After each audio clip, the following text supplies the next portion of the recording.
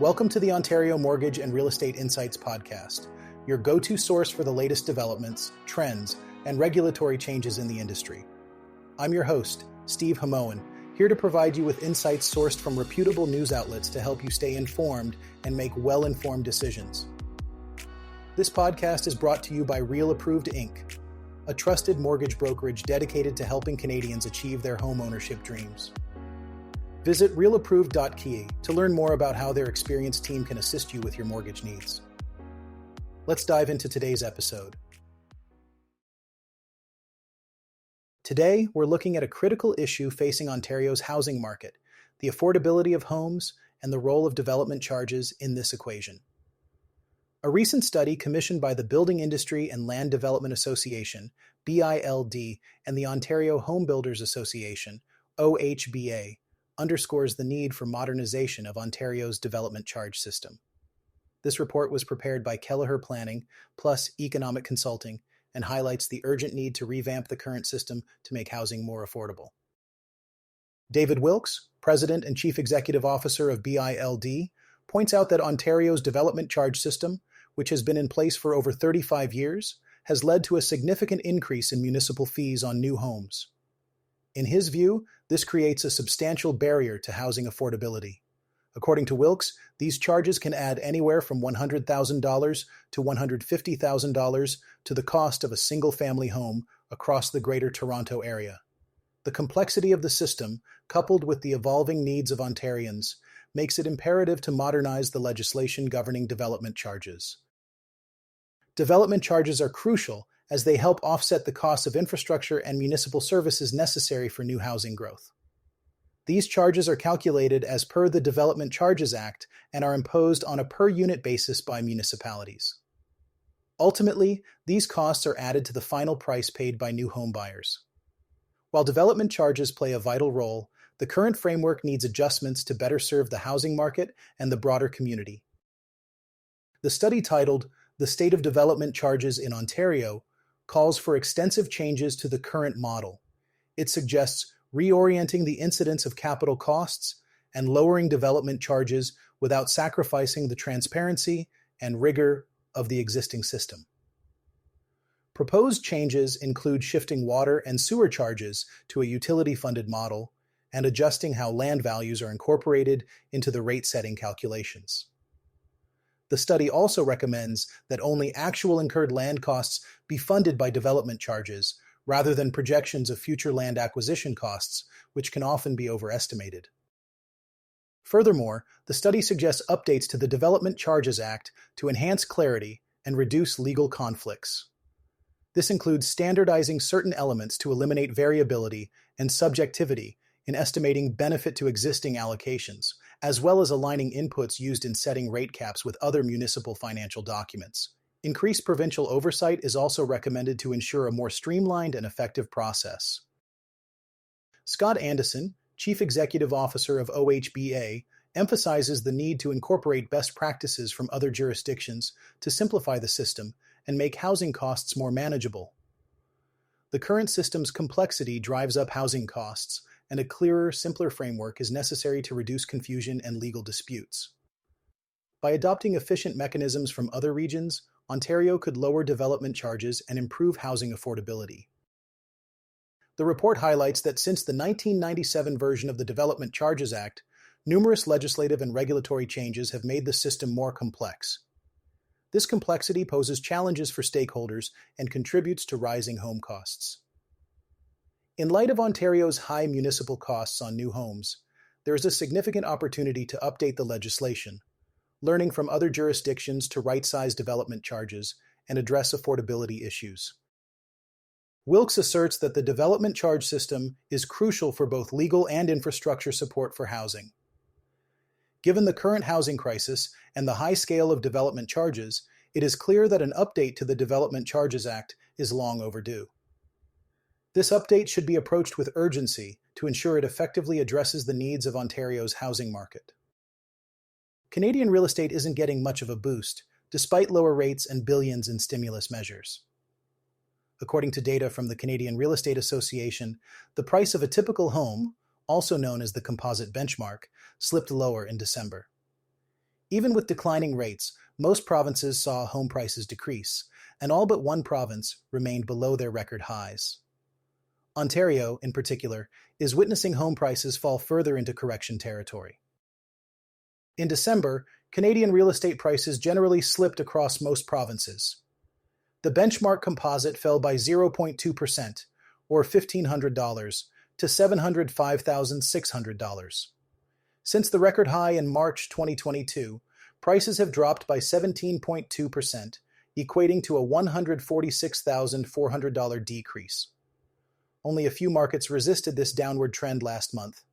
Of the 9 provincial house price indexes, only 3 showed growth. Nova Scotia led with a 0.7% increase, followed by New Brunswick with a similar rise, and Newfoundland, which barely moved with a 0.1% increase. Interestingly, these 3 provinces have a significant concentration of employment in government services. The back-to-office legislation, which aimed to boost demand, might have contributed to their resilience. However, the remaining provinces experienced a contraction in prices. Prince Edward Island saw the sharpest monthly drop, with a 1% decline, amounting to a $3,900 decrease. Alberta followed, with a 0.3% decrease, and Ontario saw a 0.2% decline. Ontario's real estate correction is occurring much faster than in other provinces.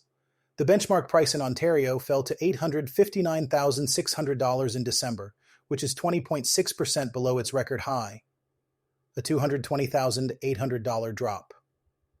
British Columbia follows Ontario with the second largest drop, with its benchmark at $955,500, down 10.9% from its peak.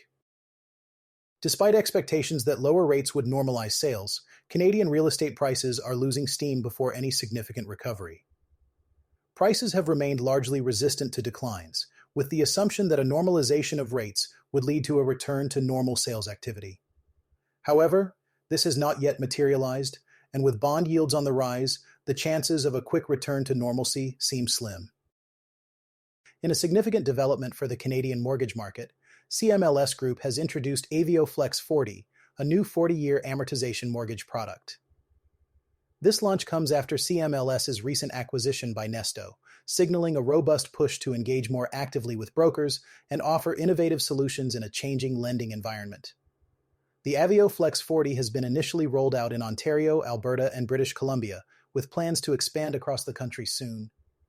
Andrew Gilmore, Senior Vice President and Head of Residential Mortgages at CMLS, shared that the response has been overwhelmingly positive, with a large influx of applications since the launch. Gilmore emphasized that this product is designed to provide homeowners with the ability to purchase or refinance while maintaining stable cash flow. He noted that if CMLS is confident in both the borrower and the asset, they are comfortable offering this extended amortization period. The introduction of Aveo Flex 40 is part of a broader strategy to bring back product innovation to the Canadian market, particularly in light of a more conservative lending environment. Historically, 40-year amortizations were available, but were phased out in 2008 due to stricter lending requirements and a reduction in the maximum amortization period for insured mortgages. In 2012, the Office of the Superintendent of Financial Institutions, or OSFI, introduced B20 guidelines, capping amortization periods for uninsured mortgages at 30 years. However, CMLS's unique capital base, which includes both regulated and unregulated lending, allows them to offer Aveo Flex 40 outside of these restrictions. The Aveo Flex 40 product also bypasses OSFI's loan-to-income restrictions, which are coming into effect this year, thanks to the capital access provided by Nesto's acquisition. This mortgage product simplifies qualification requirements, making it easier for brokers to work with clients. It features a maximum gross debt service ratio and total debt service ratio of 55% each, and rates start at 6.84% for a one-year term for those with a credit score of 680 and higher. The product is available to customers with credit scores as low as 620, and in certain cases, even 600. CMLS is also revamping its broker partnership program to make it simpler and more transparent. The new program allows non-prime volume to count towards status targets, offers volume bonuses from the first deal, and even grandfathers brokers who met last year's targets. This approach aims to create a seamless experience for brokers, reinforcing CMLS's commitment to working closely with them. In the midst of Toronto's winter real estate market, Michelle Cam, a prominent Toronto real estate broker, is highlighting the opportunities and trends that both buyers and sellers can capitalize on during these colder months. While many perceive winter as a slower time for real estate activity, Cam emphasizes that it can actually offer unique advantages for those willing to adapt their strategies. According to Michelle Cam, the winter season doesn't necessarily mean a downturn in real estate transactions. In fact, she believes that with the right approach, this period can present advantages that aren't typically available during the busier spring and summer months. She points out that, despite the seasonal dip in overall activity, Toronto's market remains active, with winter sales in the Greater Toronto Area accounting for about 18% of total annual transactions in 2023, as reported by the Toronto Regional Real Estate Board. Cam notes that fewer listings during the winter months can lead to less competition for sellers. This can be beneficial if a property is well staged and appropriately priced. For buyers, this season provides an opportunity to negotiate more favorable terms, as many sellers are motivated to close deals before the end of the year or early in the new year.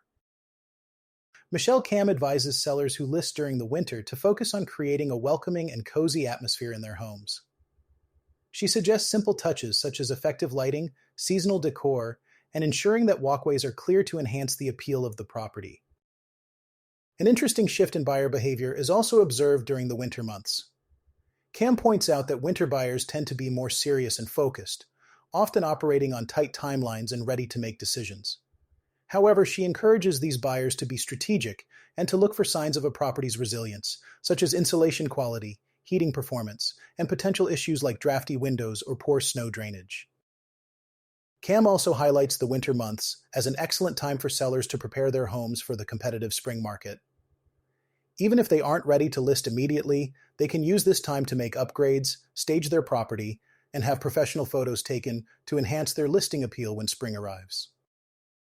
As Toronto's real estate market continues to evolve, Michelle Cam advocates for awareness and proactive strategies during the winter months. She describes this period as a hidden gem for those who understand its dynamics and can navigate it effectively.